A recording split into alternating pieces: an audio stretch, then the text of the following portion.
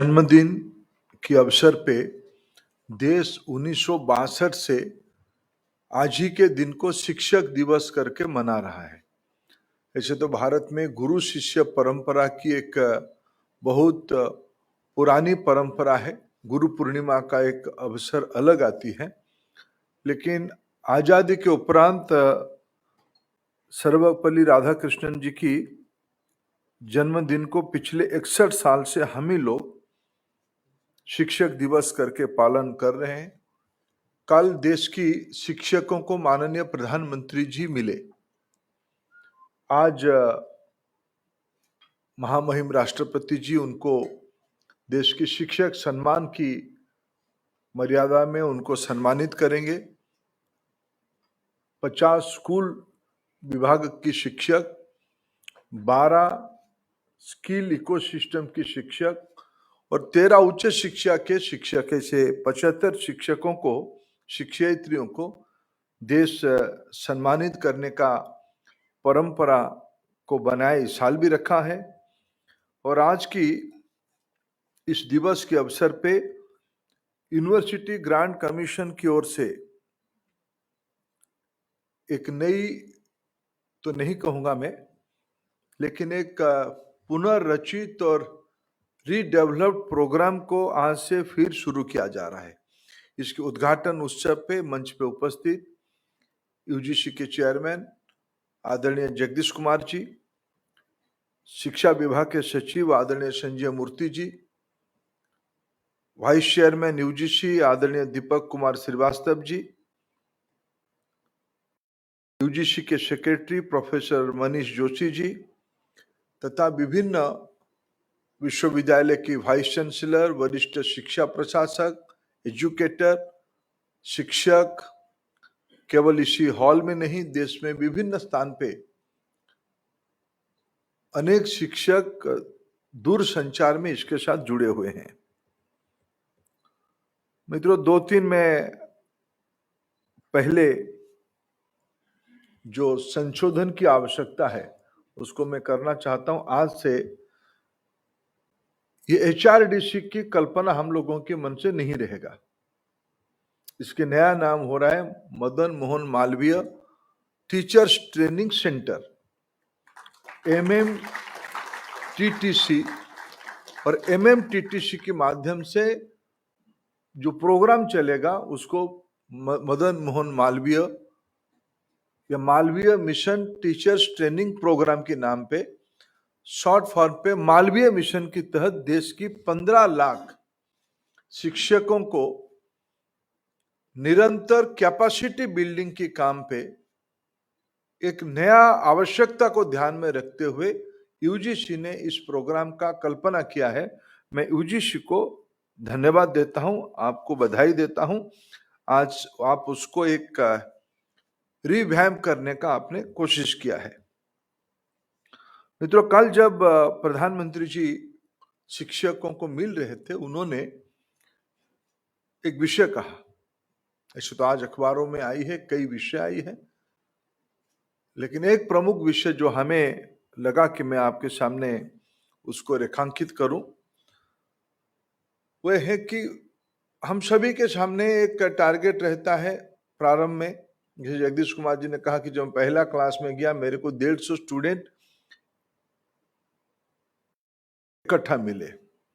एक कोर्स रहता है, उसकी बोझ रहता है, curriculum, syllabus, text book, examination, इसकी एक रूटीन हमारे देश में बन चुकी है। इसमें एक डिग्री मिलता है, सर्टिफिकेट मिलता है, हम कॉम्पिटेंट भी होते हैं, हमारी प्रोफिशिएंसी भी बढ़ती है, हम अपना कैरियर पाथवे में जाते हैं। लेकिन मित्रों, क्या इतना ही चीज पर्याप्त है या इतना ही चीज हमने सीखा है? हमने उससे और भी कुछ सीखा है। हमने career, curriculum, syllabus, textbook, lectures, examination, certificate के बियॉन्ड जो चीज सीखा है वो जिंदगी के काम पे आता है। जो चीज फॉर्मली हमने नहीं सीखा, इनफॉर्मली सिखा। जो स्टूडेंट खुद को कल्पना करिए, स्टूडेंट सब समय में इंटेलिजेंट हो सकता है, ब्राइट हो सकता है, लेकिन एक्सपीरियंस नहीं रहता है।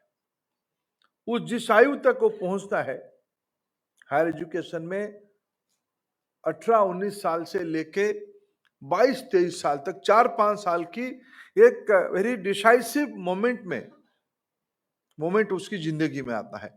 उस समय में हम लोग उच्च शिक्षा से जुड़े हुए ये 15 लाख टीचर्स उनकी मेंटरशिप करते हैं, उनकी दायित्व लेते हैं, उनकी गार्डियन बनते हैं, उनकी मित्र बनते हैं। व्यक्ति को अपना परिवार की लोग, विशेष करके माँ और पिताजी, और उसके बाद कोई सबसे ज्यादा अनुभव देता है तो उसका नाम है शिक्षक। और जो लोगों के नाम पे इसकी हम रचना कर रहे हैं, मदन मोहन मालवीय जी, आजादी की लड़ाई में उन्होंने एक अलग प्रकार की रचना में लगे। महात्मा गांधी जी एक राजनीतिक आंदोलन देश में किया, देश की मानस को समझते हुए एक जागरण खड़ा किया, अंग्रेजों की हुकूमत से हमें मुक्ति प्राप्ति करनी है। उस समय में मालवीय जी ने थोड़ा अलग हटके, आजादी तो हो ही जाएगा, उसके बाद क्या होगा, उसके बाद अगर एक देश अपना शिक्षा को नहीं संभालेगा तब फिर शायद देश पराधीन हो सकता है। थोड़ा हमारे आस पड़ोस की देशों को देखिए, बहुत दूर नहीं जाए, हम अपने आस पड़ोस की देशों को देखिए।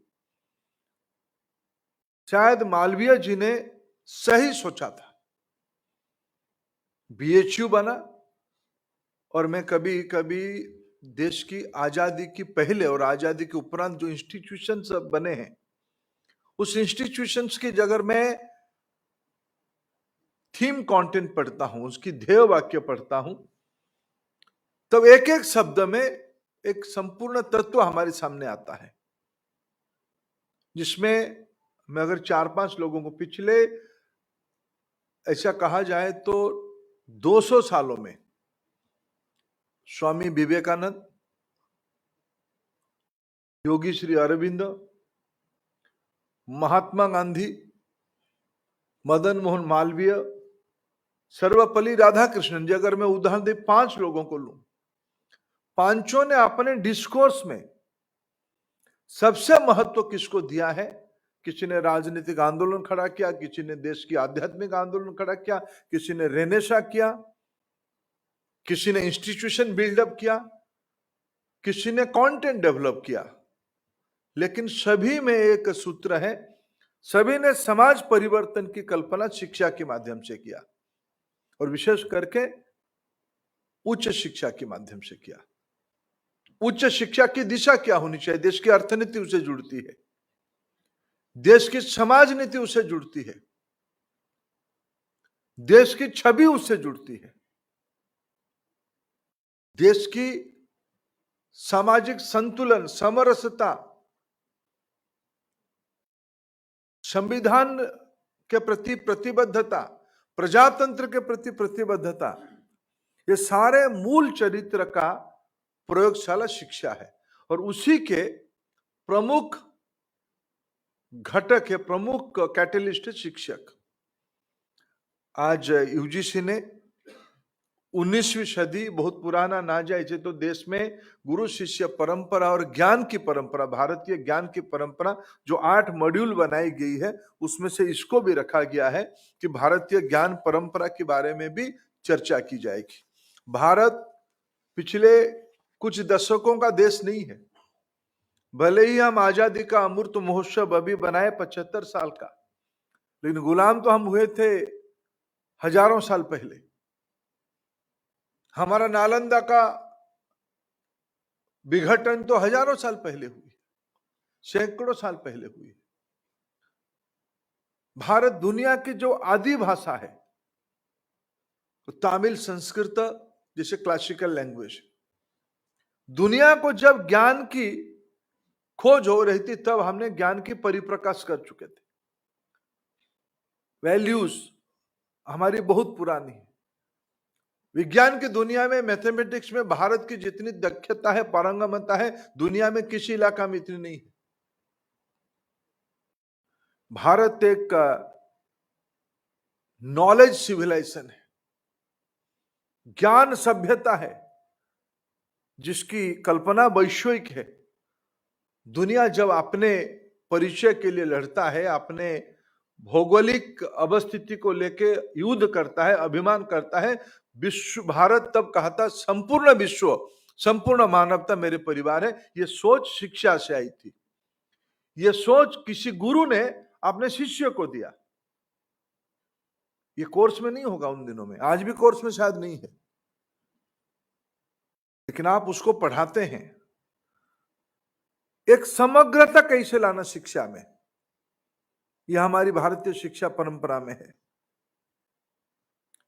शिक्षक एक नेतृत्व करने वाला व्यक्ति होता है, और नेतृत्व सिर्फ दो शब्द बोल के नहीं, अपने जिंदगी को खपाते हुए, तपस्या करते हुए, एक एग्जाम्पल खड़ा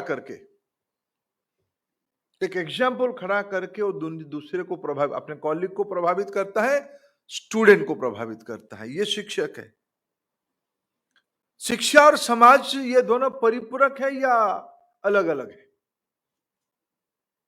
कभी मेरे को एक अभी कभी हम लोग के वहां एक चर्चा चलती है ना, वोटिंग स्वभाव शहरों में घटती है। शहरों में लोग वोट के दिन छुट्टी में चले जाते हैं। ये लक्षण अच्छे नहीं है। समाज की जो माने कोई पिताजी अपने बेटी के लिए जो दामाद तय करता है, या बेटी जो, आजकल तो बेटियां दामाद तय कर देते हैं, दामाद को जब लेके आता है उस समय कहेगा कि नहीं आज छुट्टी है, तुम तुम्हारा करो, मैं जाता हूं थोड़ा घूमने के लिए। कोई करता है क्या? इसे ही प्रजातंत्र में वोटिंग देने का विषय है।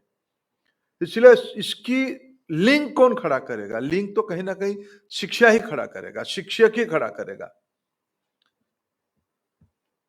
इसलिए समाज और शिक्षा के अनन्य संपर्क है। जो समाज गहराई से नहीं सोचेगा, रिसर्च नहीं करेगा, वो इनोवेट नहीं कर पाएगा। इनोवेट नहीं कर पाएगा तो सिर्फ एक कंज्यूमिंग इकोनॉमी बनकर रहेगा, प्रोड्यूसिंग इकोनॉमी नहीं हो पाएगा। इसकी जर्मिनेशन कहां चाहते? इसीलिए मैंने अभिमान के साथ कहा, आपको बिना पूछे कह दिया कि चंद्रयान शिक्षा के अवदान है। ये जो आज चंद्रयान की सफलता हमको मिली है, क्या हमारी इंडियन इंस्टीट्यूशंस की उसमें रोल है कि नहीं है?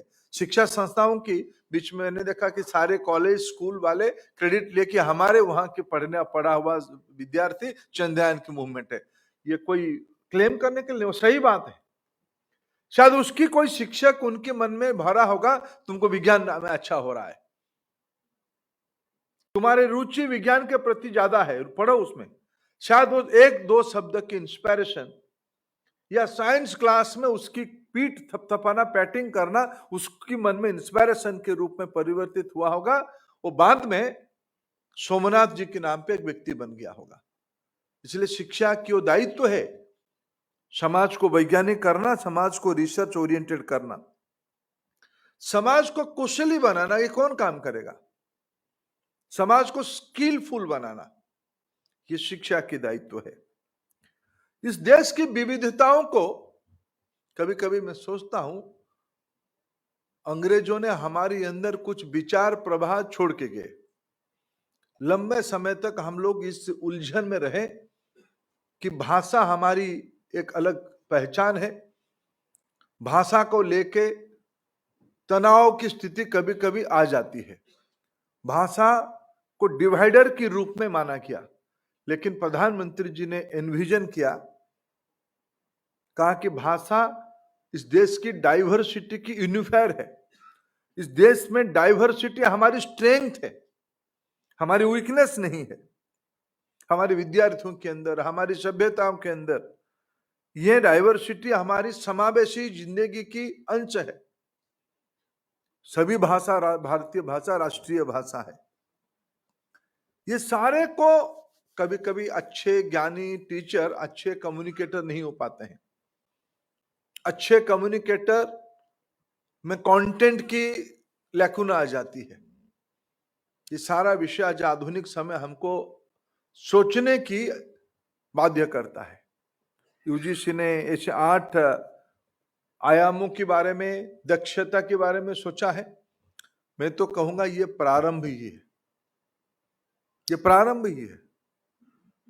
हमारी दायित्व बनता है दुनिया की सारे जानकारी हम जाने और हमारे स्टूडेंट्स तक पहुंचाएं और पॉजिटिविटी के साथ पहुंचाएं, उसकी मेंटरिंग करें। इसलिए आज सचिव महोदय ने उसकी वित्तीय व्यवस्था की आकलन किया है। मैं फिर इसको कहूंगा सचिव महोदय, उसमें से जितना इन्वेस्ट करना चाहिए करने की क्या आवश्यकता है। आपने 5 साल के लिए 350 करोड़ रुपया की, ये तो मैं मानूंगा कि आप इसकी आपका पार्ट 1 इन्वेस्टमेंट है, आप उसकी पार्ट 2 पार्ट 3 तक भी सोचिए। इसमें निवेश करना टीएडीए में नहीं, टीएडीए तो मिलेगा ही, लेकिन नई प्रकार की चीजों को जानना, एक्सपोजर देना। अभी हम लोगों ने इन दिनों में एक भारत श्रेष्ठ भारत की तहत, आप लोगों भी कहीं कहीं आपने उसको देखा ही होगा, युवा संगम आयोजन किए। देखने से ही जानकारी मिलती है, देखने से ही अनुभव मिलता है। आज सरकार ने रोजगार मिशन को एक गति दिया है, नई नियुक्तियां मिशन मोड पे की जा रही है। सभी यूनिवर्सिटी में नई पीढ़ी की टीचर्स आ रहे हैं, उनके ओरिएंटेशन की आवश्यकता है। जो लोग पढ़ा रहे हैं उनके अनुभव का गैल्वेनाइजेशन की आवश्यकता है, उसमें आइडियाज आर्डन करने की आवश्यकता है। एकदम जिंदगी सैचुरेशन नहीं होता है। Life is a continuous learning process, life long learning, इसीलिए हम लोगों ने कहा है। और इसको कलसी जी को मैं धन्यवाद देता हूं, ये सारा चीजों को आपने क्रेडिट फ्रेमवर्क में मैपिंग किया है। इसको क्रेडिट फ्रेमवर्क में मैपिंग करने के कारण इसकी जो एकेडमिक बैंक ऑफ क्रेडिट आप सभी की रहेगा। मेरे को कुछ दिन पहले अमेरिका में रहने वाला कोई भारतीय मूल की व्यक्ति जो ग्लोबल सीईओ है, रिटायरमेंट करने की 15 दिन बाकी था, उन्होंने कहा, मैंने उनको फोन किया, आप क्या कर रहे हो? बोले मैं क्लासरूम में हूं। बोला आपके बच्चे तो बाहर चले गए हैं, आप कौन सी क्लासरूम में हो? पोता पोती तो आपका हुआ नहीं, मैं खुद क्लासरूम में हूं। बोला आप क्या कर रहे हो, इस उम्र में क्या पढ़ रहे हो? बोले नहीं, पढ़ना पड़ता है, लेकिन मैं इस कोर्स को पूरा करूंगा तो मेरे रिटायरमेंट करते हुए मेरे को ये फायदा मिलेगा, इसीलिए मैं 15 दिन पहले ही ये क्लास कर रहा हूं और एग्जामिनेशन दूंगा, मेरे को सर्टिफिकेट मिलेगा, मेरे को क्रेडिट मिलेगा। देश में हमारी राष्ट्रीय शिक्षा नीति इस प्रकार की व्यवस्था की कल्पना की है। इसीलिए UGC, university leadership, NCVT, NCERT, CBSE, other states board, ये सब मिलके हम लोग काम कर रहे हैं कि एक स्टूडेंट की, और स्टूडेंट की आयु क्या है? स्टूडेंट की आयु भारत में 3 साल है, एंट्री पॉइंट में, एग्जिट पॉइंट में भगवान के पास जाने तक। स्टूडेंट तो स्टूडेंट ही होता है। ये सारे को कैसे हम क्रेडिट फ्रेमवर्क में हम कन्वर्ट करेंगे, एकेडमिक बैंक ऑफ क्रेडिट में उसको कन्वर्ट करेंगे और उसमें एक सर्टिफिकेट देंगे।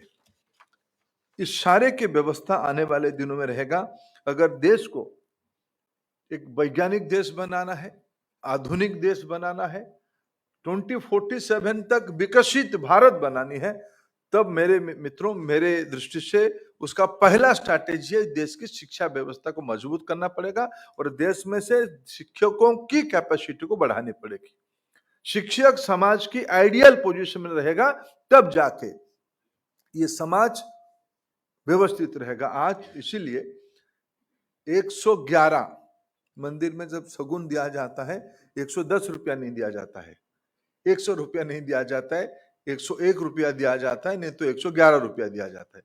कल मेरे पास जो ब्रीफिंग आई थी उसमें से 110 था, मैंने बोला 111 कर दो, लेकिन 111 नहीं, इसमें से 66 पहले आपकी जो पुराने शब्दावली था HRDC, भारत में हम लोगों ने पहले उसको एजुकेशन डिपार्टमेंट कहा, बीच में ह्यूमन रिसोर्स कहा, फिर अभी हमने एजुकेशन कहा। शिक्षा को हम कैलकुलेट नहीं कर सकते, इन्फिनिटी है। ये 5 हिमालय की ऊंचाई के ऊपर है।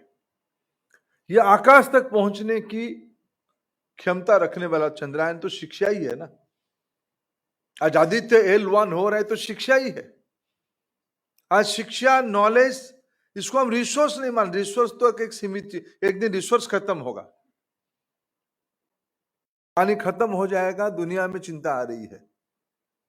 वाटर रिसोर्स, मनुष्य कभी रिसोर्स नहीं हो सकता। रिसोर्स को निरंतर पुनर्जीवित करने की दिमाग रखने वाला व्यक्ति का नाम है मनुष्य। वो शिक्षा से आती है, इसलिए उसको HRDC नहीं कहेंगे, इसको मालवीय जी ने उसी को विजन किया। मालवीय मिशन होगा इस देश को, जैसे महात्मा गांधी जी ने आजादी का लड़ाई लड़ा और मालवीय जी ने शिक्षा की एक नया क्रांति लाया। इसलिए इस प्रकार की एक नई कल्पना राष्ट्रीय शिक्षा नीति को इंप्लीमेंट करने के लिए, ये तो आज यूनिवर्सिटी इकोसिस्टम से शुरू हो रही है। आगे चल के भारत सरकार की पार्लियामेंट एक्ट से बनी हुई, भारत सरकार की फंडिंग से चलने वाले सारे एकेडमिक इंस्टीट्यूशंस, AICTE के एफिलिएटेड इंस्टीट्यूशंस, पॉलिटेक्निक, सारे शिक्षकों की एक टाइम बाउंड तरीके से और टेक्नोलॉजी के सहारे से सारी चीज क्लासरूम ओरिएंटेड होगा। क्लासरूम ओरिएंटेड रखना ही चाहिए, क्योंकि आई कांटेक्ट से कोई ज्यादा शिक्षा नहीं है। 4 लोग बैठ के डाइनिंग टेबल में जो आइडिया एक्सचेंज होगा वो सबसे ज्यादा बड़ा लर्निंग होगा, वो तो करना ही पड़ेगा। लेकिन टेक्नोलॉजी की दुनिया में हम लोग दुनिया की अच्छे चीजों को पाने की, या हमारे अंदर जो नया सृजन हो रहा है उसको रीडिस्ट्रीब्यूट करने की व्यवस्था को हम देरी नहीं कर सकते, इसलिए टेक्नोलॉजी को भी आप सहारा लेंगे। मैं मानता हूं आज UGC की इस पहल शिक्षक दिवस के अवसर पे देश के लिए सबसे बड़ा जिम्मेवारी है, सबसे बड़ा तोहफा है। मैं एक बार फिर आप सभी को धन्यवाद देता हूं, शुभेच्छा देता हूं। नमस्कार।